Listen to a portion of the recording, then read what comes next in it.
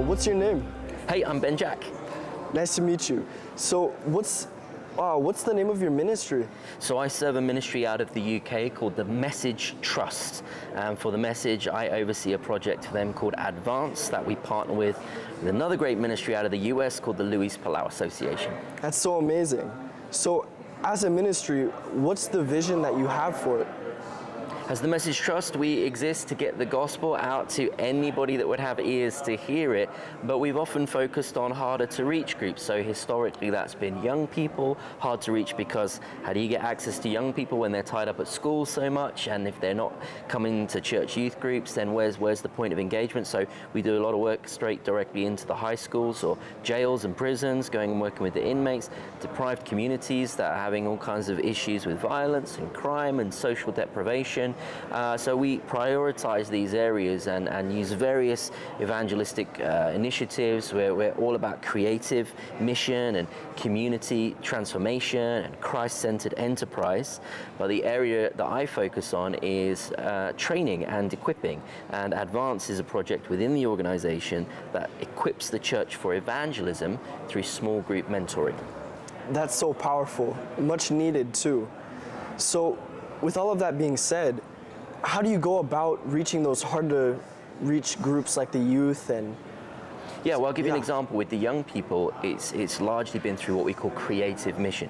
So we find amazing missionaries who are passionate about Jesus first and foremost, his good news, but then are passionate about creativity. It could be music, and we've had kind of dance crews in the past and theatre companies, but largely it's been rappers and rock bands and DJs who will produce music that is Christ-centered but is the sound of the moment, and use that as a way of going into high schools, taking lessons, doing musical performance, but also speaking into topics that are on the national curriculum, the educational curriculum, but bringing our Christian perspective on those things. So we're very clear about what we believe as Christians, but the fullness of what they receive in communication is when we invite them to then concerts outside of school on the Friday night, the Saturday night, where they come, they get the full concert experience, and they love the music and they're engaging with the cultural kind of dynamic of what they're interested in and passionate about with the music stuff, but their hearts are softened by the whole experience. They've already met the bands, they got to know them a bit in school, they're kind of amazed that these bands went in and took time to go to their school and give them a great fun day in their high school, but then they go to the concert, they connect with the band again on stage and off stage, and when the clear gospel moment comes and the gospel is communicated and an invitation is made for people to put their trust in Jesus, we see incredible power in God working through that opportunity in that moment. And then of course we work with local churches to make sure that they get partnered into discipleship, and it's always about the moment that leads to the ongoing movement, the moment of evangelism that leads to the ongoing movement of discipleship, and actually that those young people become disciples who make disciples reaching their own friends. So that's one example of how we do it, but it looks a little different in all the other spheres that we work in. That's so good. So the main function of your ministry, if I'm getting you right, is to really use community events like concerts and these smaller outreaches to reach even the lost, like the very, very lost communities, like the one. Yeah. Like the youth in your communities, you go and reach them through concerts and through music and through more festival style evangelism. Yeah, we do it everything from the kind of what you would call public evangelism, where it's on a platform and the message is being communicated, but then we put a lot of time and thought and prayer into personal evangelism, and we have something that we call Eden, which is where we move Christians, missionaries, into the most deprived neighborhoods around the UK and belong. And in most places where someone lives in a deprived community, they want to be upwardly mobile, that they will improve their circumstance until they're financially stable or able to leave that community and go to a better community. But actually we want to see transformation in those communities, so we move into those neighborhoods. We're downwardly mobile for the gospel. We move into those. We incarnate, just as Christ came to incarnate with us. We go with his power and his authorization to incarnate in those tough spaces, to live amongst the poor, the least, the last, and the lost, and say, hey, we're here to serve, we're here to love, we're here to bring the light of Christ. Hello, what's your name and what's your ministry? Hello, my name is Andreas Wirth. and I'm coming from Finland, and the ministry that I'm working with is IRR-TV, which means International Religious Radio and TV. Wow. So what's the story of that ministry? I remember hearing it, but just to let the people know, how does it start out? Well, it started out in the 80s actually already, when the founder or the founders, they were a couple, man and wife, Hannu and Laura. They had a heart to reach the Soviet Union, and there was no way of doing it in the country. So they started to broadcasting shortwave radio, and huge acceptance and letters coming in. And later on, when the Soviet Union collapsed, they kind of brought in videotapes about Bible stories for kids, animated Bible stories. The Superbook was the program called. So it was stories about the Bible in an animated format. And that they smuggled in, and there are few stations that showed it. But then they got requested to have this program on national TV for the first time in the history of Russia or Soviet Union. They had a religious broadcast on the national TV, and it was a huge success. Wow. And they got letters coming in, so many letters that, I mean, this was an eye-opening moment. This was history, what they witnessed, what hunger, how many people reacted to that. Wow. And it was the starting of a media ministry back then, using radio, using TV to reach the people that are hard to reach. That is so amazing. I find it to be so interesting that when one empire falls, the other one comes up. And when the Soviet Union, crashed, it's like this new revolution of Jesus in media coming up. It's just such an amazing parallel to even the children of Israel when they escaped Egypt. They fell and the kingdom of God was exalted. Absolutely. So that's so powerful.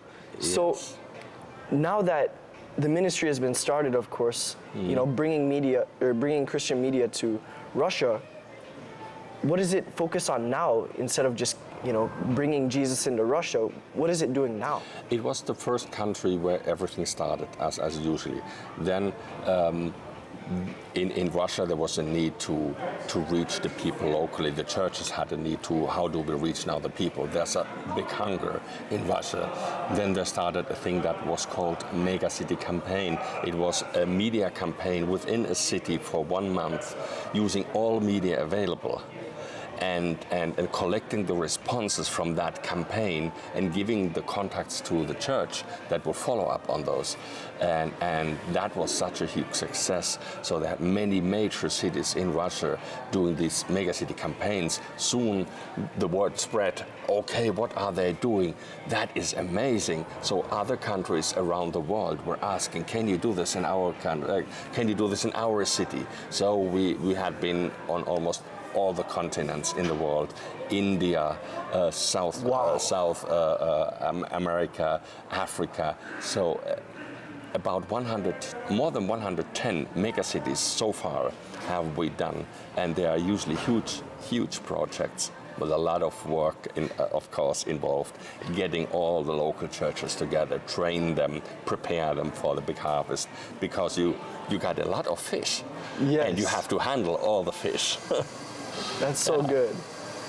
So, with all of that being said, you'd say the main function of your ministry is to go and bring that same revival that was in Russia to other countries that are struggling to bring Jesus into media. Yeah, we see that media is not the solution, but it's a tool to do what we are called to do. Yes. We are called in the Great Commission to reach out to our people, to the people. And so that's what we are doing. We're helping the local church, coming alongside, helping them to reach their city. You said it's like Russia with their satellite. Yeah, we did Russia with megacity campaigns and radio, and when the borders were closed, we're using kind of books. We are printing millions of books that we're giving to the church. That's also a media that they were distributing in the Muslimic world, where it's difficult on ground to do missionary work. We use satellites. We produce all kinds of different programming in different languages, and we are using multiple satellites to reach all the Muslimic world. And the responses that we get using email they are huge. We have 200,000 feedbacks every month that we need to somehow then follow up. So you have so much impact with all of these people, you know, having these response letters and everything, but you and your team have effectively found a way to solve evangelism's biggest problem, which is follow-up in discipleship by referring them to the churches. Exactly, Wow. exactly, and that is also usually one of the most critical thing. I mean, we could reach having a huge campaign, hundreds and millions of people, but who will disciple them? Who will follow up on them? It's not enough to just say it. You have to have in the end flesh and bone, people going, meeting people, praying for one another, and coming into the community of the church. So that is a huge task, and media solves one of the problems, reaching them. But discipleship and coming into communion with the body of Christ, that's another thing. That's one of the most important pieces about evangelism, making sure that you make disciples of these people. That's so amazing. And with that being said, is there any way that, you know, someone at home can help multiply this vision? Is there a way that this whole format can be replicated? Of course. We having doing like the mega city campaigns, we have been replicating that more than 100 times. So anybody could do that. It's not that difficult. The most difficult thing is if you have a mega city, for instance. The most difficult thing seems to be to get all churches work together. Yeah, and that takes sometimes time. You know, some church invites us, and then we're trying to gather the whole body of different churches and nominations in one city, and then the discussion starts. Oh, I'm not sure if I want to work with them alongside, and so it takes time for the church, for every church to be part of it, because when we get a lot of fish, the responsibility is that there are people who are able to follow up. Otherwise, it would be not responsible to just share the gospel and nobody's following up. That would be not good. Yes, that's so amazing. So if someone wants to help support your ministry or contribute to what you are doing, where should they go? Is there a website or a social media? In the US, we have an organization called Great Commission Media Ministries. Okay. And Great Commission Media Ministries is also in Canada, so these are the contacts. If you go and Google Great Commission Media Ministries, you will find our websites, and this is how you can support. Got it. Thank you so much. It has been a pleasure. Yes. What's your name and what's your ministry? Yeah, my name is Henry Capello from the Global 2033 Alliance. It is a consortium of organizations, of churches, of partners to fulfill the Great Commission. That's so amazing. So how do you go about that ministry? How do you execute that ministry?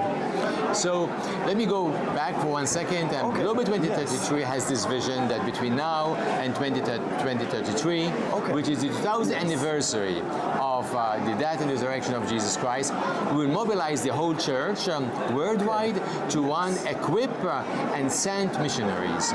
We can only announce the gospel to all mankind if all the church will work together. We have to remember that out of 8 billion people living on the face of the planet, only about 2.3 billion are Christians. That is, about 6 billion are non-Christians. So how are we going to mobilize the 2 billion to reach the 6 billion? And there's different approaches, different ways, but one of the practical ways is this. If the people who are listening, that means the people in the pew, if you and me, immediately we take this approach. There are many other approaches, but an approach which I see it working is this. It's called pray, care, and share. You pray for 5 people. Yes. 5 people that you meet, but they are not Christians. 5 people that you can influence. 5 people that you can care for. 5 people that you are seeing regularly. So you befriend them. You become friend with them. You see what their need. If you are a student, help them in their exams if they need exams. Or if there is a loss in a family, you care with them. You care for them. So you pray and you care. And then in the right time, you share the gospel with them. Hey, this is my testimony. I was blind and now I see. When I accepted Jesus in my life, Jesus helped me to come out of isolation, out of depression. So he gives you a personal story. Now, pray, care, and share is one of the methods being used worldwide. And we are mobilizing the church. Imagine if 100 people of a church start praying for 5, caring for 5, and then sharing the gospel with 5. Yes. At the end of, let's say, 5 weeks or 5 months or 1 year, we are multiplying the church from 100 to 500. This is how we multiply the church. This is how we spread the gospel to all mankind. This is how we can fulfill the Great Commission, by multiplication, by sharing the gospel, by collaboration. That's so good. Yes. So your ministry, it sounds like a discipleship ministry to go and tell people that they can go and disciple people based off of, it's basically just going out and giving people the knowledge that by working collectively, just by reaching 5 people, you can just disciple 5 solid people, that you can make disciples of disciples and really reach people 5 at a time.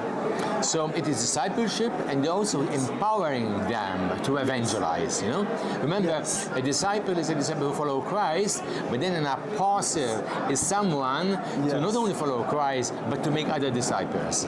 So we call them sometimes missionary disciples. Disciples that they are also not following only like a sheep following the shepherd, but the Lord is speaking to us that we also take responsibility in our area and share the gospel with each other. Share the gospel with the unreached.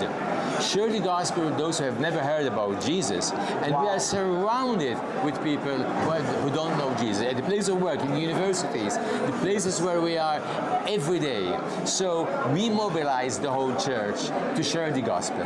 That is so powerful. Thank you so much for your time. Thank you. Pleasure. Pleasure. Continue the good work. Yes. God bless you. God bless.